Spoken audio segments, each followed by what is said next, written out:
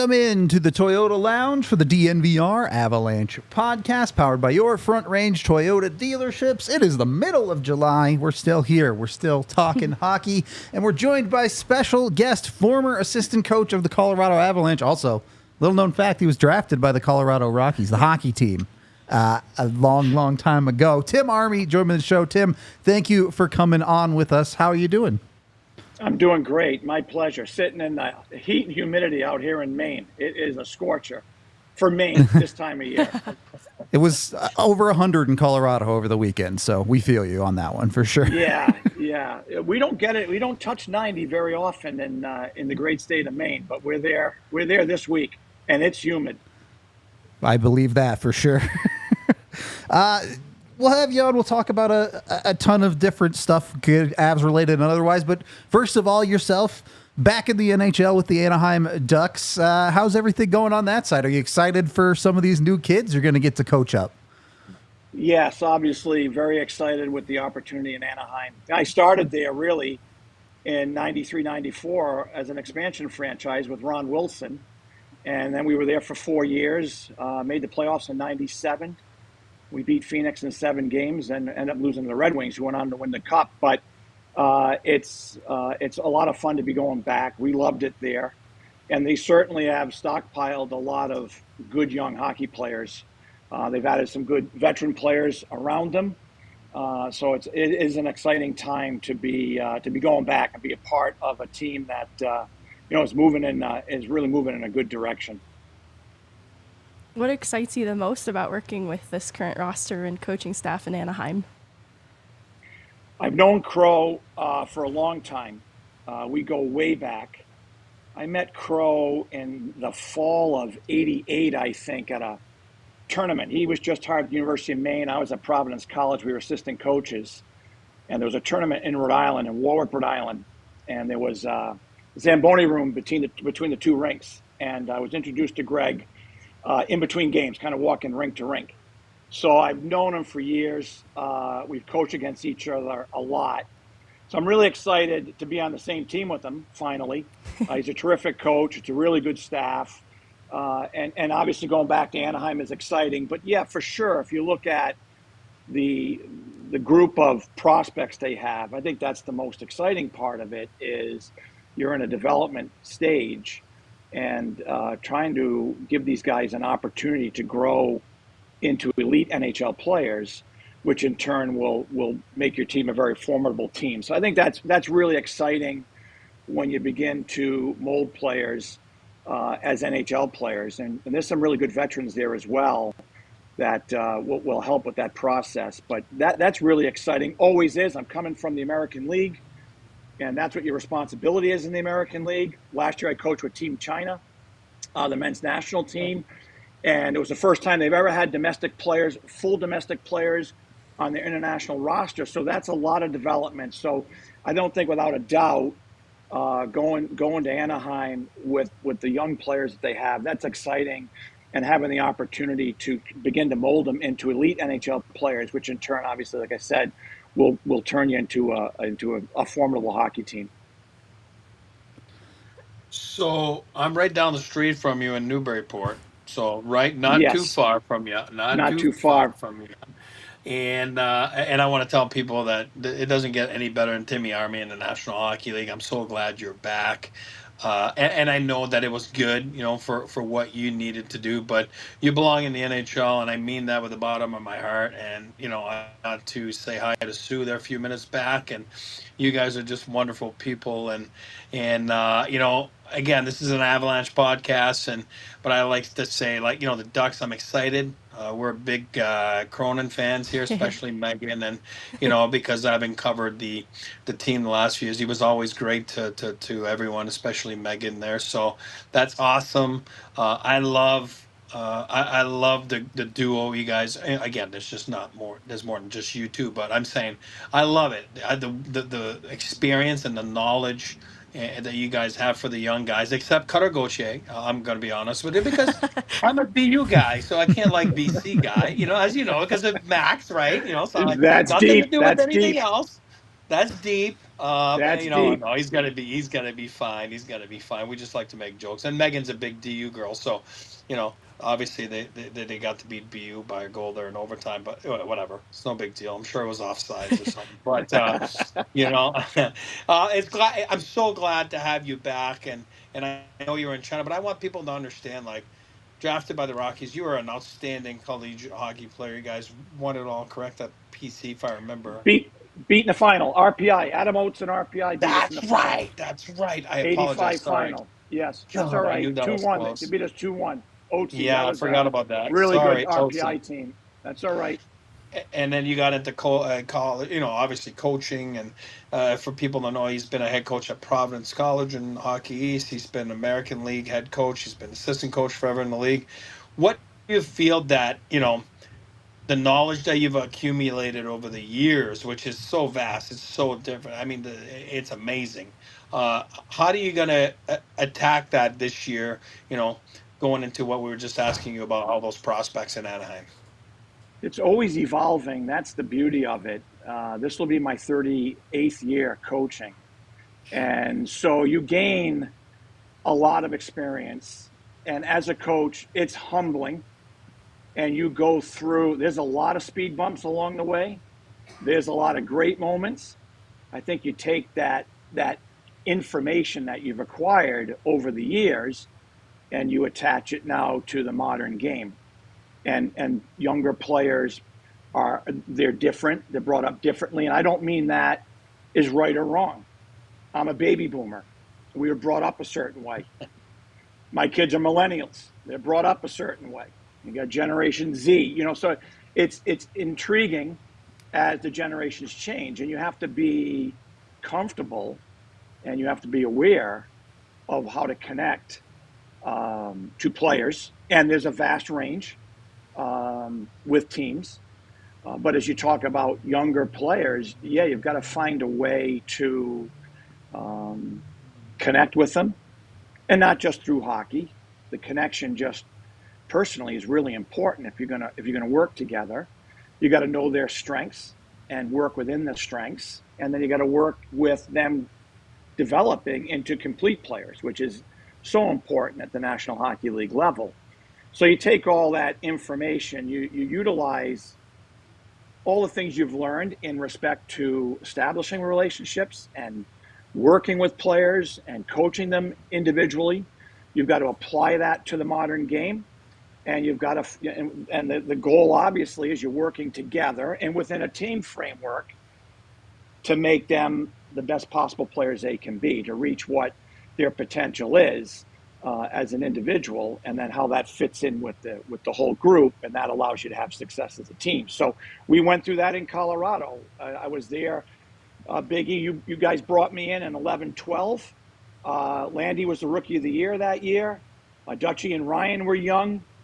Tyson was starting to develop as a pro. He's playing the American League, and then over those next 6 years, of course, Nate came in, and then Tyson became a full-time NHL player, and then Mikko came in, and so you see this process. So it's no different now.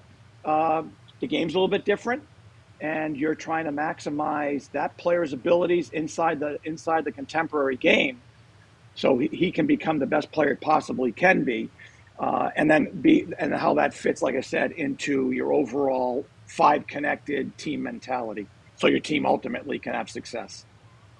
How much of making those connections are those direct connections you were talking about, as opposed to working with your locker room leaders, like someone you had both in Colorado and Iowa, like a Cody McLeod? Yeah, and that's why we brought Cody to Iowa for that reason. We had Cal O'Reilly. We had some great Kyle Rao. We had some really good veteran guys that were great with our younger guys. And we had it in Colorado. When Nate broke in, we had Paul there. Yep. And that was huge having Paul there. He was a great influence on Nate the year Nate broke in 2013-14. And I think it hurt when Paul went to St. Louis in free agency that summer.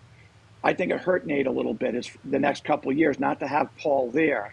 But it's really important. But the biggest part of it is it's not forced. It just happens.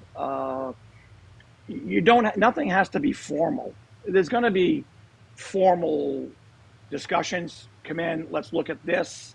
Let's talk about this. Where you at? You know, what's going on right now? You're fighting a little bit. Tell me a little bit.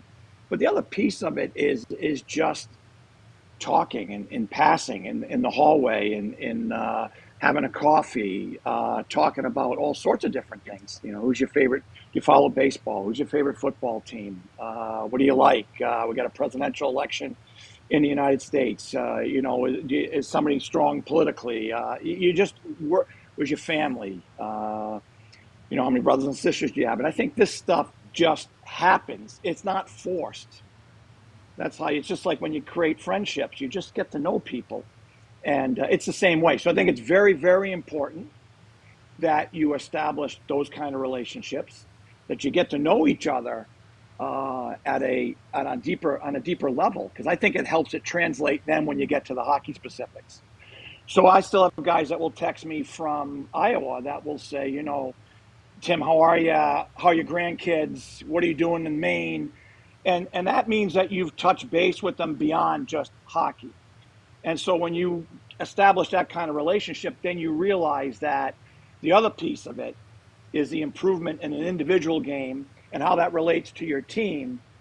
That process will now, you can really start to build off of that. That helps you both off the ice and on the ice. So that's really the way you go about it. And like I said, there's no steps to it. It just, if you have a good personality and you're interested and you just talk, I think you can cut down a lot of barriers, and it definitely, without a doubt, is imperative ultimately to a particular player's development on the ice.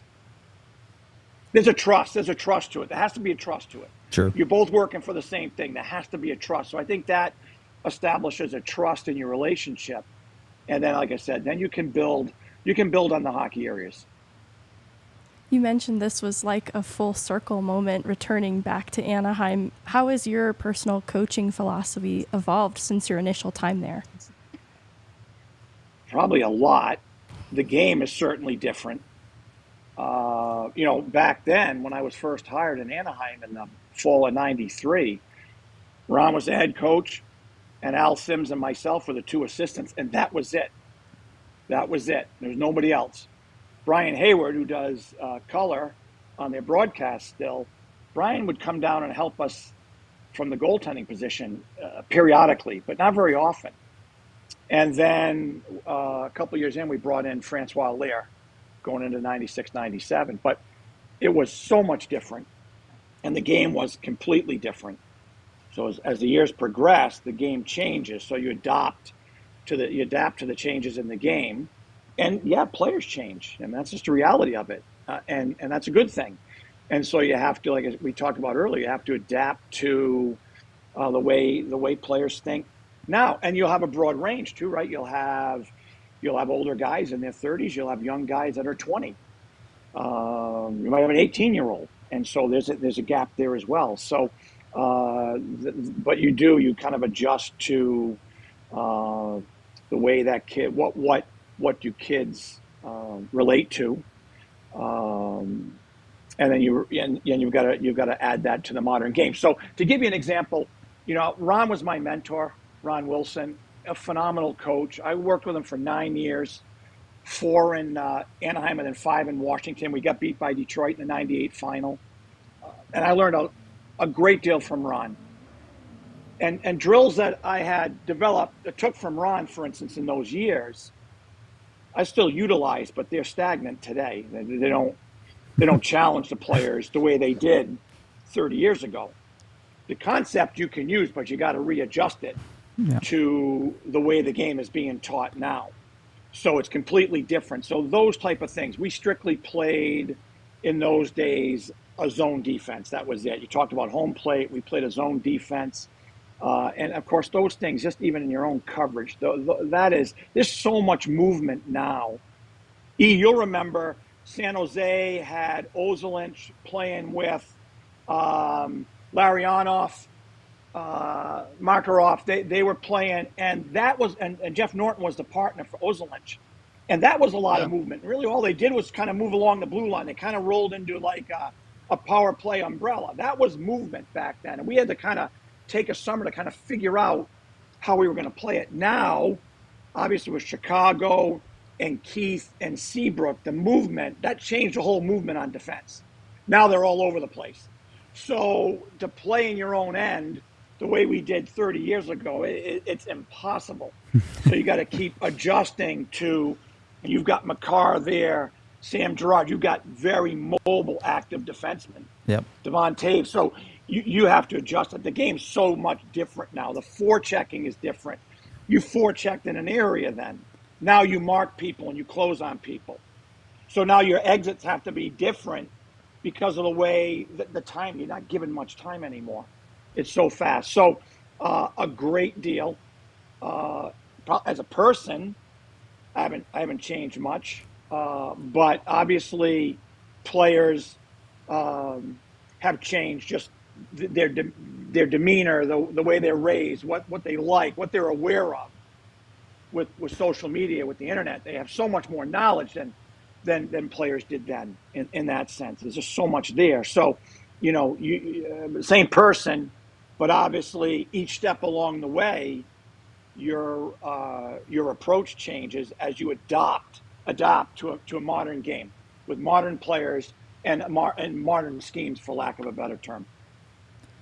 Do want to talk a little bit more about the Avs and Nathan MacKinnon, but before we get there, we are excited to launch our new partnership with our friends over at UC Health. We talk about it all the time on this show, how important the mental side of hockey is. It's also important in real life. UC Health knows how important mental health is and encourages Coloradans to live their healthiest lives through statewide initiatives that include taking care of your mental health. They want you to live like there is a tomorrow. So make sure you're checking out UC Health. You can also check out a bunch of amazing stories about survivors, including people like David Schlicht, a Colorado teenager who loves being active and outdoors. He's a prime example of someone taking care of their mental health and living like there's no tomorrow. David's path as an Olympic hopeful took a turn when he lost his leg after a ski training accident, and he went through UC Health not only to get him healthy physically, but also win the mental battle when it comes to recovering from something like that. So if you want to learn more about David's story and see more inspiring patient stories from UC Health, you can head to uchealth.org/tomorrow to learn what it means to live like there is a tomorrow. And then make sure you're also checking out your Toyota Front Range dealerships. You can go get with Toyota now a ton of different vehicles to choose from, whether you're a truck lover like the Tacoma or the Tundra. If you want an SUV like I need one now because I have 2 dogs and they're nightmares in the car. So maybe I'll go get myself a 4Runner to fit them in the back, something like that. 17 different all-wheel drive vehicles for Toyota if you like going hiking or camping and off-roading here in Colorado. Always a great choice. Whatever the vehicle is, Toyota has something for you. You can go visit them at your Front Range Toyota stores, including AutoNation Toyota, Arapahoe and Centennial, Corwin Toyota in Boulder, Groove Toyota in Littleton, Mountain States Toyota in Denver, Stevenson Toyota East in Aurora, and Stevenson Toyota West in Lakewood. Toyota is the official vehicle of the Colorado Avalanche and the official vehicle of DNVR. Second period of the DNVR Avalanche podcast. Tim, I want to ask you, before we get into the players, you had the opportunity to be an assistant coach under Patrick Waugh. He's now back in the NHL with the New York Islanders. Can you speak to his, let's call it, fiery coaching style a little bit? Yeah, there's obviously a passion there, and Eric played with him, and you just look at his numbers, his success in the biggest moments. I think that speaks volumes about what passion, his competitiveness. I think the one thing that people don't realize about Pat is he's an unreal listener. I think people see that first game in 2013 when he pushes the glass over, and that is Pat. That is his passion. But he's much deeper than that. And he was always trying to get better speaking English. He'd always ask about how to phrase something in English. He knew coaching in the NHL, coaching in the United States, he needed to speak better English. He always wanted to know, did I say this right? How do you say that? And he would listen. He would always listen. He would ask and listen. And he's very loyal. I loved working for him. It was 3 great years. It was different. I didn't know what to expect. when he came on board, because you kind of see what he was as a player. You kind of see the surface, but there's much more soul and substance below the surface. And the thing that I always took was that he's very open-minded. He wants to learn. So I certainly think in the short term, he brought a great deal of passion to the Islanders. And now, as you get through that stage, and now it becomes a lot of coaching, developing, tactical coaching. I think where he is very good is that he's open-minded, and he wants to keep finding solutions. And I always was really impressed with that, because I don't think people necessarily see that, And then he went back and he coached in Quebec, and he did a great job with the Remparts and won the Memorial Cup. He went back and got better. And I think that's what coaches have to do. And he did it. And he's probably, through his experiences, a little different coach now than he was in those 3 years with the Avs. But at his core, I think he has and I played college hockey for Lou Lamoriello. He recruited me at Providence College. I played 2 years for Lou. I think they're a great fit together because of their approach. I think he's going to do he did a great job of getting them into the playoffs last year. Carolina's really good, but I expect that that team will continue to press forward because of not just his passion. More importantly, he's good with people. He protects his team. There was only one time in 3 years in Colorado where Pat came out and challenged Matt the player. Duchene, 30 goals. Got it. Yeah. Yeah, that's the only time he ever did it. It's the only time he ever did it. And other than that, he's always protective of his players, respectful of his players. I think the guys really relate to him.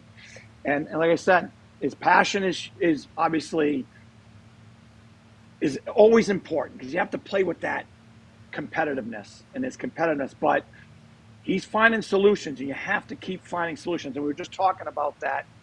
Over the years, you got to keep adapting. You got to keep finding solutions. You got to keep making it work. You got to keep reworking yourself and your approach. And he certainly has done that. And I do believe that he and Lou Lamoriello will be a really good team.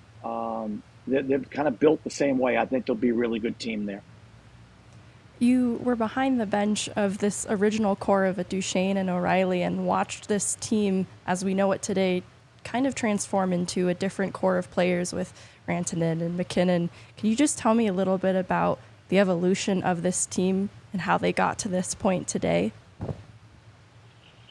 They've drafted well. They've developed really well. When I first came in 11-12, we had a good team that year, Eric. We were right. I think we ended up 6 games over 500, and we thought we were going to end 8th. We lost 2 games late in the year that year to Columbus, and that kind of knocked us out. But we had a good team. That was a fun year. Kind of rolled into the lockout the next year, and that didn't do us any favors. I think only elite teams can come through those kind of work stoppages. We went through it in Anaheim, too, in 94, 95 off the expansion year. And I think teams that are trying to find their identity, I don't think those kind of stoppages helped them. I thought that hurt us. But, yeah, Landy was the Rookie of the Year. And Ryan had a great year in 11-12. Dutchie was hurt a lot.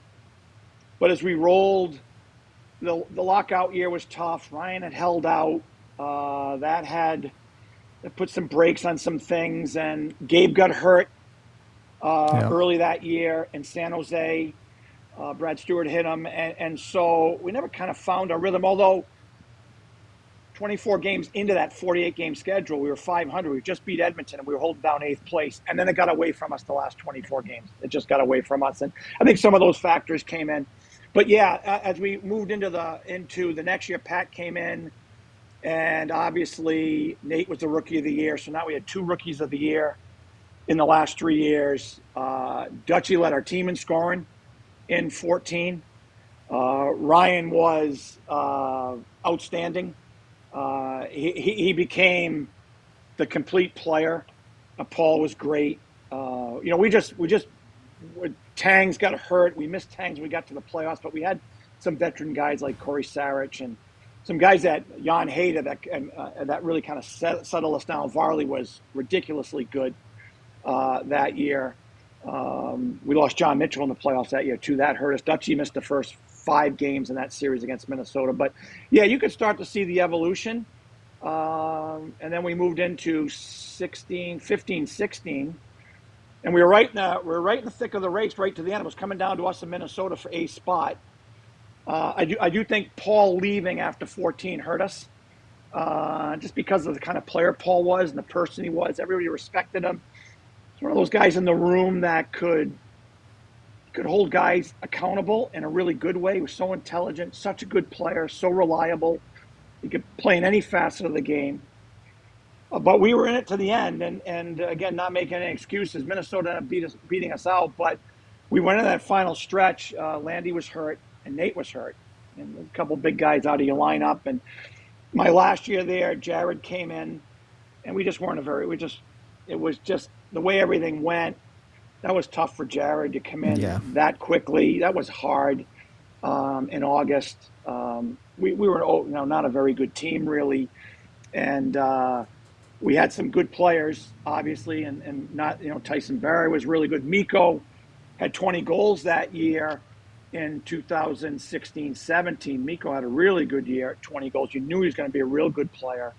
I think what impressed me so much about Jared was that he had an approach that he brought, that he cultivated, that he developed. He brought with him from Lake Erie, from Cleveland, after they won the championship, and he had a template of how he wanted to play, and he was going to stay with it. And he kept teaching. Only weren't very good, and we only had 48 points. We were struggling.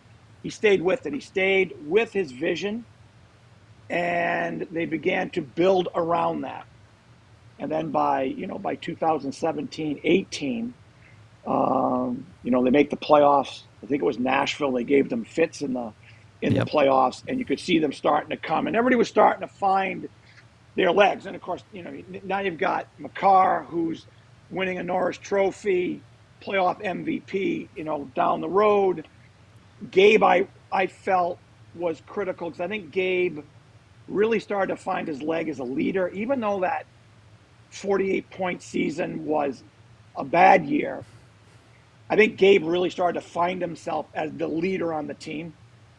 I think Nate started to find it. I think Jared identified how good Nate could be. I think they have a great relationship. Nate's fiery, so competitive, but that's sort of the transformation. So the drafting well, being in an environment, a game that Bedsy developed that fit the talent. And then still having guys like EJ there, and adding some pieces, they became obviously a team that was on the cusp of winning it. And like most teams, you don't generally just win it. It takes you to have some success. And those battle scars from the playoffs, that ultimately is what helps you win championships. You need to have those. And they started to go through that. And I was with Minnesota in the bubble in Edmonton, and I think the Avs had, they had a lot of, I think they felt good about their chances, and they ended up losing to Dallas. And, those kind of moments, losing to Vegas, those moments, those scars, then it's the next step. You have talent, you have a base, you have a core, you have a group around them, you have an approach from your coaching staff that fits that group. You have obviously a very good tactical coach on the bench. You've got a good staff. And now the next step is to get some of those scars in the playoffs and learn how to win. And they took some of that, and they kept pushing forward, and then, of course, eventually won it, beating Tampa. So I think that was, kind of a short answer. Those are some of the evolutions from when I came in 2011 to when they finally won the Cup. And I think that and then, like I said, you as a staff, a coaching staff, you're trying to develop guys individually. but it's got to fit inside the collective whole if you're going to have success. And they did a great job of it. And they're obviously still very good. I think Landy being hurt the last 2 years has hurt them because of the substance that he brings, the leadership that he brings, the kind of game that he brings. You don't replace guys like that. But they've been right there now for they've lost a couple of heartbreaking series, and right there, both series with an opportunity to win. So I think that's been their evolution from the time like I said, Eric and Sherm brought me in, Joey Sacco in 2011 to the time that they finally won the cup. And then, of course, the last couple of years, they're knocking on the door, and they got the same makings of that type of team again. So those are things that kind of go into it, and you talk about players. Like I said, I think Jared created a good connection to Nate, and that's important. You got to have that with all your players, and that's imperative for your players to grow. And I'll just tell you one story from my time in Iowa. I had a lot of good players, and now playing in Minnesota. Marco Rossi was one of them. Marco is impeccable defensively for a young player. Impeccable, and he's skilled. But Marco would almost play safe at times because he was so good defensively. And he would kind of go when the opportunity presented itself. So these are things that you talk about, getting to know guys. And so we were in Rockford right before Christmas in 2022. And he started out good when he came back, then he struggled. So I said, let's have a coffee. And we went downstairs to a hotel in Rockford. It was Christmas music, Christmas tree was beautiful. And so we just started to talk. And what I said to him was, Marco, you got to go into every game trying to get as many points as you possibly can. And you won't necessarily say that to every player because they may take shortcuts to do it, but not Marco. His substance is so good to his game, the soul to his game, but he needed to push the envelope offensively. And I think it resonated with them, and he ended up having a great year for us that year in Iowa. And then, of course, last year he scored 20 goals and had a real good year in Minnesota. So, again, I think Jared had that connection with Nate and all the guys, but obviously he's your Hart Trophy winner. And you have to have that. In the modern game, that's very important. And that's where you begin to know people and how you can relate to them to help push their games forward. Yeah, I do want to get into MacKinnon more, but before we do, we are brought to you by Bet365. Make sure you're getting in with them. You bet $5 with code DNVR365, and you get $150 in bonus bets when you sign up with that DNVR365 code. The soccer tournaments might be over, but the Olympics is right around the corner, so there will be plenty of sports betting to do when it comes to Bet365. And they have over 10,000 boosts every month, so you can bet there will be a ton of boosts on the Olympics. Go America. Just going to throw it out there. I know we're a hockey podcast. There's a lot of people rooting for Canada, but no, we're Team America here. Go check it out with Bet365. Make sure you use that DNVR365 code when you download the app with that QR code on screen. Of course, you must be 21 or older, physically located in Colorado. And if you or someone you know has a gambling problem, call or text 1-800-GAMBLER today. And once you've put your bets in, make sure you're supporting us here at DNVR too. We have a bunch of events going on, whether it be Colorado Avalanche takeovers. The first one at Ball Arena this year will be in mid-November against Washington. You can go get tickets to that today over on thednvr.com. Just go to the events section, sign up for that. We also have other events if you're into other sports as well. I know the Broncos and Buffs are both doing little travel takeovers of their own. I think one to Nebraska. I don't know where the Broncos one is. I forget. I'm sorry. I'm not a football fan. Other than that, you can come to the bar too, though. I think it's either this weekend or next weekend. We're doing a College Football 25 Xbox. Is it Xbox or PlayStation? Maybe both. Pretty sure it's Xbox tournament. You can win a bunch of cool stuff thanks to Circa. So come on down. Come and play some video games with us. Have a great time. Enjoy DNVR. We try to make it fun here. So hopefully y'all are enjoying it. Third period of the DNVR Avalanche podcast. I have one more question before we dive into Nathan MacKinnon. That 13-14 playoff series, was the coaching staff as mad about the Matt Cook hit as the fan base was? Yes, of course. And that'd be kind of the fast forward. That kind of became the issue the next fall. Yeah. How were we going to address it? But yeah, everybody was, because it took out Tyson. Yep. And he ran our power play. It was our, guys like Tyson Kale McCarr, Murrow Heiskanen. When you're on the ice, when they were on the ice, you have the puck the whole time because they get you out of your own end. They get you through the neutral zone. They add to your offense. So that was a big loss for us in that series. So yeah, everybody was upset with it. The problem with it though is you got to get beyond it pretty quickly because you got to focus on winning a series. Yeah. Like I said earlier, we did have some injuries at that point. John Mitchell had been really good for us, and he got hurt that year. He had a great year. Eric, the year he came in the lockout year, Mitch was awesome, and he carried that into the next year. And he got hurt in Montreal. If you remember, he kind of rolled on his rear end, and he went back first into the end boards. He didn't The play folding after that. chair We really incident, missed yeah. him. Yes, we really missed him. Tangs had been out since November. We really could have used Tangs' experience. Tangs was still a very good player, and we missed that, and we missed his experience as well. Corey Savage was hurt, same thing, and Duchie was hurt. Duchie didn't play till Game 6. Yeah. And so, and then when Tyson goes out, that's a big hole in your lineup. So, of course, everybody was upset by it. But, again, you got to move beyond it because you got a series to win. And, in hindsight with that series, won the first 2 games at home.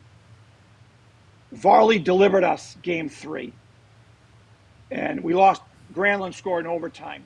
Yeah. Beat us 1-0. But Varley, we weren't very good that night. They gave it to us good, but Varley held us in there. And we couldn't get that goal to make it 3-0. And that was huge. And that's where I think you miss Duchie because Duchie's going to get you. He's going to get a couple chances. He's going to make a couple plays. He's going to maybe get you one on the power plays. That's where you miss your offensive guys. And then we went back for Game 6. And we were down 2-0, and we tied it in the second. And we were all over them in the second. In fact, Duchie helped set up a goal in the power play in the second. Our power play was not very good in the series. And Duchie made a big play. And we kind of had them on their heels after 2. And they beat us in the third. We didn't, I think Parisi scored late. We didn't finish it. And, so those were a couple chances we let them wiggle out. And then we got to Game 7 and we had the lead late. And really, they weren't getting anything going. It was coming in, it was going out, coming in, going out. And it was Nate and Paul kind of came back together and sort of overtracked to the net front on the 4th goal. And Spurgeon came down the weak side dot lane and tied it. And then we only had the one chance in overtime. Paul hit one. Brizgalov, he just kind of skimmed one off his shoulder. And that was the other thing. Kemper left the game.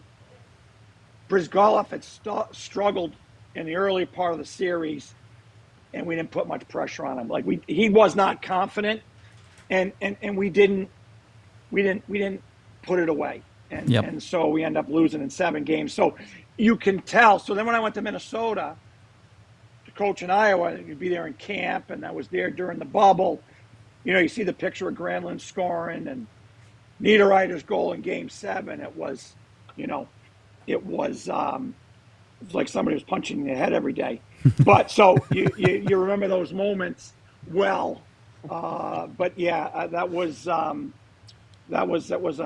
good series. But I think we had some moments where we let them wiggle out. We should have put them away. Yeah. You just for people and chat to the listeners, you don't have to fact check Timmy. Those are all real facts right there. Timmy's bang on. He remembers everything. We've had so many great conversations, Timmy, and I always tell my kids all the time when we go eat, you're the only guy in the history of the world that orders a steak well done, like the bottom of my shoe. It's unreal. Remember, and then Timmy would always, people always bring it back to hey, it's not cooked. Timmy, it's no. We even had the chef come out one time. I don't remember where we were at Morton's, and he's like, "Sir, I cannot do this to the steak. I cannot do this. I can't. This is not fair. I can't put my stamp on it." And we were dying. So anyway, those are real facts. We've had so many conversations, and if you've been an unbelievable guest right now. You can. I got told those guys that don't worry about Timmy. He can talk. He goes and you've been fantastic. But if you can just go I know you've done so much work with Duchie, and you keep saying his name here. he was a young man, and Ryan, and obviously some guys need a little more nurturing than others, and we all know Dutchie needed a little more, a little bit more nurturing, and you did that a lot with Nate as well, and then Miko to a certain extent, and those are three different players in the National Hockey League. And how would you, kind of defer the experiences that you had with all three? For example, like, did you approach it differently, or did you use the same approach, sitting down and really teaching them the game of hockey, right? Because they come in so raw when they come in. Yeah, the same approach, but they're different personalities. So then you would adjust to uh, what makes them tick, so to speak. And so yeah, initially it was Dutchie, and he was young. He was trying to find his way. And I think you look at the way Dutchie played in Dallas last year. His game has evolved. He had a great year a couple of years ago in Nashville. Dutchie kind of needed some more reassuring that he was a really good player. As much confidence he had in himself, he needed other people to feel that about him. You had to tell him that, and that's how some people are. Somewhat of a pleaser, I guess. I don't mean that in a bad way at all. He's a fantastic kid. He's got a great family. I always said, Dutchie, if you had a daughter, you want your daughter to marry Dutchie. He's a phenomenal person.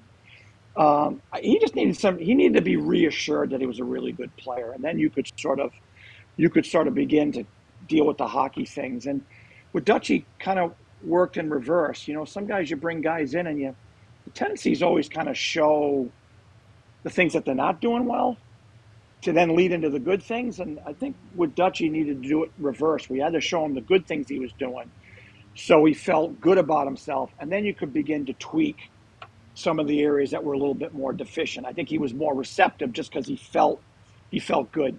Nate is he's all business, and you don't have to sugarcoat anything with Nate. Even at 18, you didn't have to sugarcoat anything with him. He was hard and on, and all three of them have a confidence about them, obviously, because they're great players, elite talents.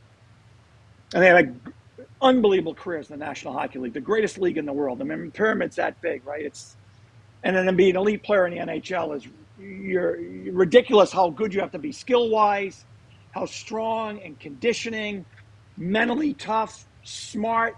You got to have it all to be an elite player in the National Hockey League. It is so unforgiving. But Nate you just give it to him straight. And Nate would fight you on it.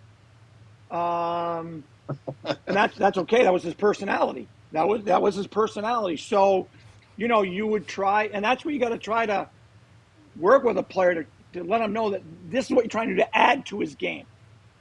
And so he was different in that sense, but it was straight in. It was right after it. You get after it. He's a great kid. He's been raised really well. All the guys, but he was just. It was on. It was a direct line, and Miko was more. He was kind of younger in a sense at the time. He's always been the little brother. Yeah. He's a little silly. Yeah, exactly. And kind of quiet, respectful. But I'm not saying the other two guys weren't. Yeah. But he would listen, and he had a different way about him, but he was extremely intelligent, and you could tell, with his size. I mean, at number 10, it's an absolute steal, right? And he had so many gifts, but he was just kind of happy-go-lucky, a little silly, easy guy to talk to, but dialed in when you were talking about different elements of his game. So all of them a little bit different, all elite players, all great careers in the NHL. But yeah, so their personalities were all different, and that's where, as a coach, you've got to understand that, and then you got to find a way to connect and help grow that particular player's game. So that's really And that's the process. So yeah, those three guys were they were great guys to coach, but you just had to go about it a different way. Yeah. You mentioned how Bednar connected really well with MacKinnon. What do you think he did well in particular that helped him to foster that relationship with him? I think he just connected with them, and he stayed on it. It was not a very good year. Everyone was trying to find their game. We weren't having any success. That's a tough locker room environment.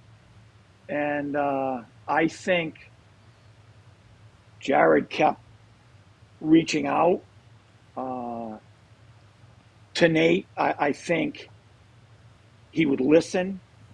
And I think, like good coaches do, he would give Nate a little bit of space too. And I think that created some trust. And I think Jared developed a good understanding of Nate as a person very quickly and as a player. And obviously also saw what kind of player Nate was and could be and how he can drive your engine. And so I think that was a big year because, like I said, I think Jared stayed on task as to how he wanted to play. He was not adjusting to compensate for our lack of talent on that team. This is the way we're going to play. This is how we're going to have success in the future. And then, as I said, a big piece of it was him beginning to identify Nate as a guy who's going to drive the engine. And yeah, Nate is he's hard. He's on it. Yep. And he wears his emotions on his sleeve.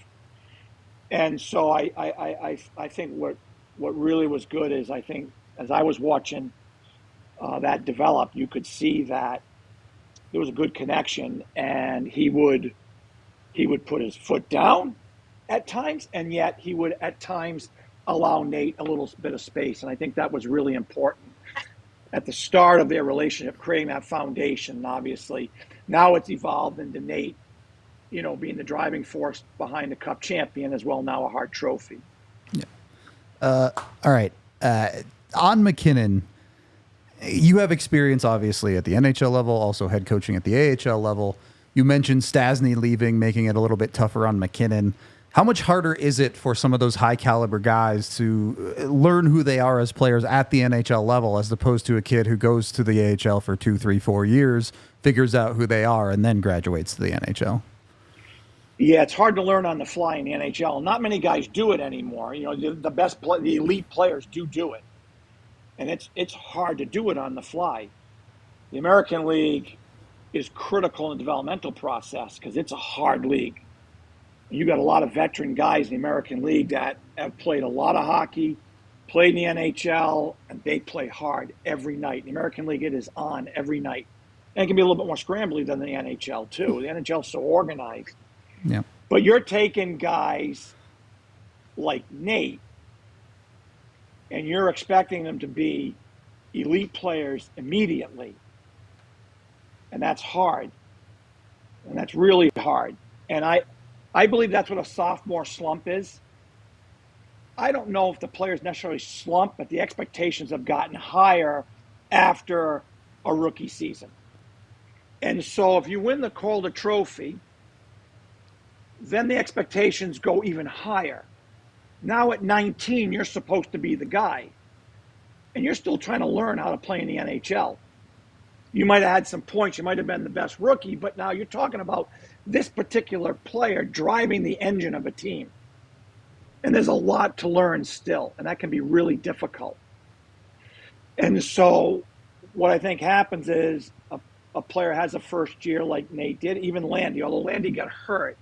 Yeah. His second year, and that was the lockout, and that disrupted a lot of things. I think for Nate, all of a sudden now he's going to be this. He's going to be 85-point guy. Paul leaves in free agency, so Nate's going to fill Paul's responsibility. You're talking about an elite veteran player that is outstanding in all three zones on both sides of the puck. And that's a lot. And I think then you see, because of those expectations, and it even comes within, it even comes from the coaching staff, because you want them to assume more. They're not quite ready. They're awfully young. So then what happens is they start to struggle a little bit, and then they lose their confidence a little bit. Yeah. And it's hard to get it back, and it can take some time. And we had Ryan there, Dutchie, but Paul was gone. And like I said, I think as a centerman, he related well to Nate. Remember, Nate played wing his rookie year. He played with Paul and Landy. Now you're putting him in the middle. And there's more expectations, too. And then Ryan leaves after that year.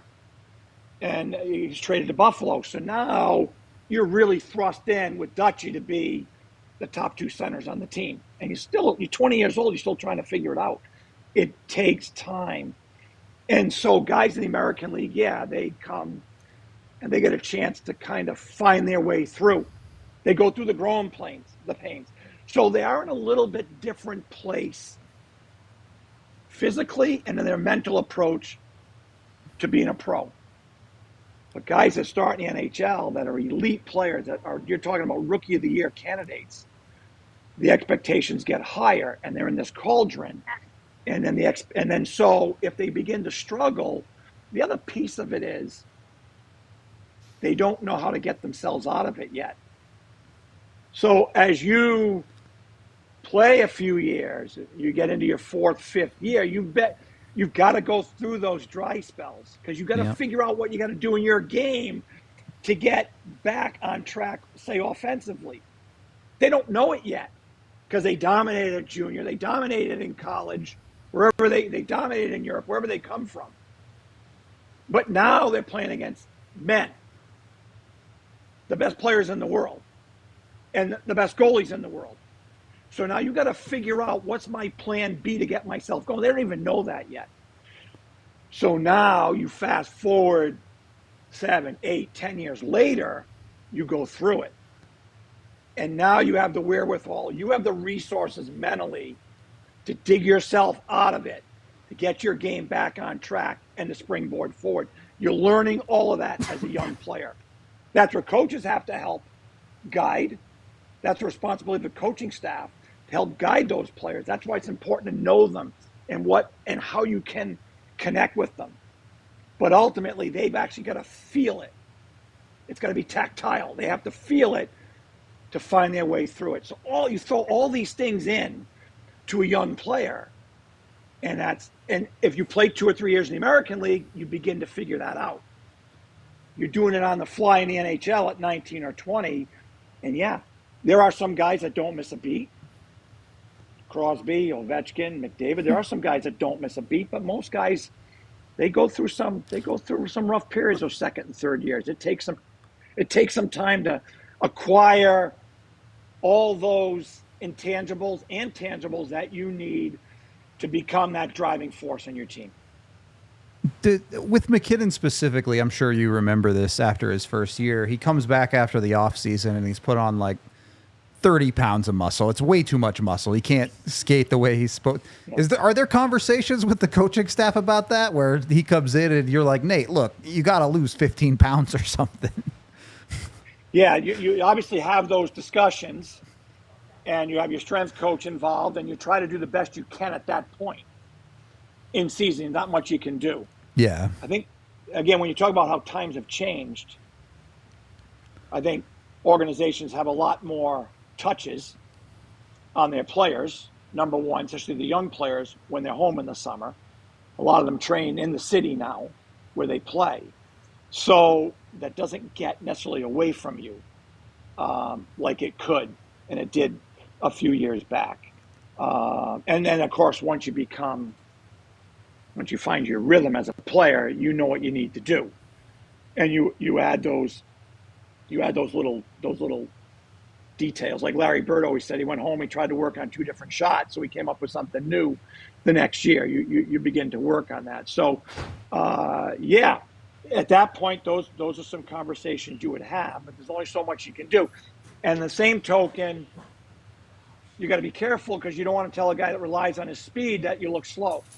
That's where you got to get into these kind of, how do you deal with certain things? Because it's the last thing that player needs to go on the ice and think he looks slow, because that's his greatest gift, right? So I think figuring out his body, Yeah. I think he's so powerful.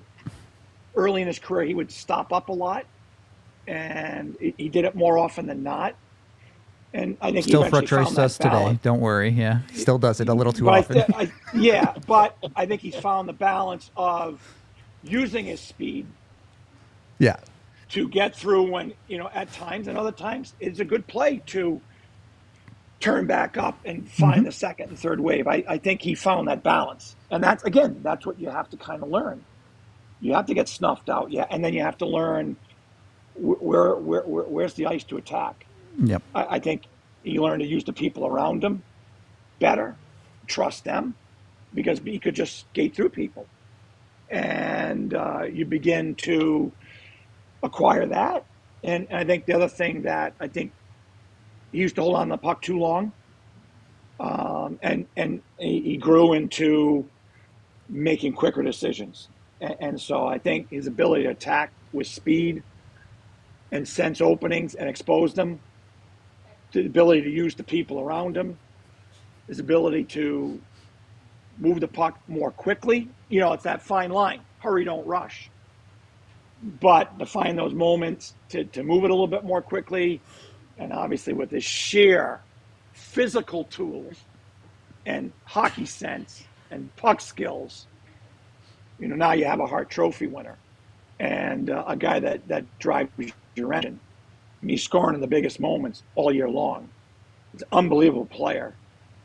Even when he was a rookie, I would say to people, it's like a Jerome Bettis. He's like a running back. He just runs. He just goes through people, right through. He's got agility and power and edging and hands. Got everything, and he wants to win. It's about winning. That's for sure. Yep. Everything to him is about winning. You want to have fun. That's kind of a buzzword. You want to have fun, but fun is winning. The National Hockey League level, you want to win. You want to enjoy what you're doing every day. But winning is what it's all about, and he wants to win, and he's got that. He wants to be the best player, and he wants to win. Maybe not necessarily in that order, but he has them both. And so that drive complements everything else he has, and now his experience level and his ability to adjust, his ability to adjust in game because he gets the most attention is, and of course Mikko is phenomenal with him. And when you have that player that can play with you at that level, that goes a long way too. But so now he becomes the Hart Trophy winner, and he's a phenomenal hockey player, and he's a good person. He's a good kid. He's been raised well, and I always found out a good heart. And like I said, can be a little gruff, but he's got a good heart. So it's been impressive to watch, honestly, from where we were in 13-14, how good he was. And, see him now at the very top of the pyramid now. However you want to say the best three players in the league is, he's in every one of those conversations in one of those spots. Yep. And that's pretty darn good. I wanted to ask a follow-up question without derailing too much from something you'd mentioned earlier about how smart today's players are when you were talking about the evolution of the game. And I wanted to know if you meant like with access to things like video and analytics and players taking ownership of their own games. Is that what you meant by players being really smart today? Yeah, kind of a combination. I think everybody, whoever it is, has more information at your fingertips now. So, you play golf, your elbow's bothering. You go online, you say, "Oh, I got golfer's elbow." All of a sudden you couldn't do that when I was a kid. So I mean, some of that, some of those things, instantaneous. Everything what happened Saturday is all over the world instantly. Yeah. And so that generation, so there's more information out there. in general. But yes, players are now being brought up with skills coaches and skating coaches and strength coaches and video coaches. They are much more in tune to the different resources that coaches have at their disposal to help a player get better. There was, you could tell. So when I started in Anaheim, you asked, how have you evolved? It was VHS tapes then. So you just literally went deck to deck. I built this cabinet and I had one VHS, another VHS, a little TV monitor. I thought it was the greatest thing. But you had to go deck to deck. There was no, you had the big satellite dishes. That's all we had. There was no little dishes. There was no Roku. There was none of that. So I had to stay at the rink all day in Anaheim because I had to get all the games from around the country, around North America, on the big dish. So obviously that's changed. So now computers and everything has changed. But as computers began to come in, you'd go in the locker room with your computer. Some guys would be like, you see the shoulders go up like they didn't want to see you. They go out the other way. But you don't get that much anymore. Yes, they're very dialed into skill sessions, smaller sessions where they can work on isolated skill to develop their game. Really want that, crave that. Individual video, they want to see it. And I don't mean that to be in general terms, but yes, the ability to be open to all these different opportunities to learn, they want to learn. There's no question. So when I say, they have more knowledge, I don't know if smart is the right word, but they have more knowledge at their disposal and they want to take advantage of it, which certainly is great as a coach because that helps you to spend that kind of time with them that they need. And that is a lot of fun. That's the best challenge in coaching is ultimately watching guys develop and develop in a lot of different ways and to see them become an impactful player on your team. That's what coaching's all about. I hate to cut you off here, but we do have some breaking news for the Colorado Avalanche, brought to you by Indeed. If you're hiring, you need Indeed. The Avs just acquired their third goaltender for the season, Kevin Mandolese from the Ottawa Senators. The Avs get him in a 7th for a 6th-round pick, so a very minor deal. Mandolese played 3 games in the NHL for Ottawa in 22-23 and has been bouncing around between the AHL, the ECHL for the last handful of years. We don't have to get too much into it on this show, but just had to break the news that the Avs did go out and get a third goaltender. So that bit of work is done for Colorado. I'm sure we'll talk about it more later, too. Yeah. Tomorrow's show, Unpack probably. It. Yeah. All right. With that breaking news out of the way, we can get back into it. More questions? Or are we good? I'm good. I mean, Timmy, you're always great to talk hockey with or life with. I gotta be honest. Yeah, the Timmy, we've had numerous talks like this in our lives, and I miss those talks. I miss talking hockey and life with you, and those were some of the best years with you. And then again, we weren't the greatest. We were just getting better at the time, and then it's great to see you back in the league. Great to see Sue, and glad the boys are doing good. You're grandkids now, so. Awesome to see, and looking forward to following your path this year. And maybe wish you a cup like Sly there, like in the near future, like freaking Sly God is right now. So he's ahead of us. That would be nice. It was fun seeing him celebrate too with the family. That was awesome. What a great human being. Talk about great human beings. Sly's the best. I'll say this, Eric, though, 2 things. The dinners we used to have were the best. The whole staff. God, I love that. We had so much fun. Remember we used to clap when your food got delivered? I still do it with my family. I say Eric taught us that. And then one of my favorite moments in hockey was when you brought Pierre down to see me in Iowa that day. That was unbelievable. Oh my God, that was awesome. Was that great? Oh, that was the last time I saw him, and what a great You talk about Lou Lamoriello and Pierre Lacroix. I mean, titans of the game. Titans. Awesome. Unreal. All right. Thanks for your time. We do have to wrap up Thank the you, show. guys. Tim, thank you so much for coming on. You've You were been awesome. Good luck in Anaheim next season. Thank you very much. We'll look forward to seeing you. And I'll talk to you soon. Still can't believe Max is at BU. Unreal. All right, See we're you out guys. of here. Thank you. Appreciate Thanks, y'all everyone. for hanging out. We'll talk to you all tomorrow. We all silly like the mayor. Like the mayor. We good? Is Timmy gone?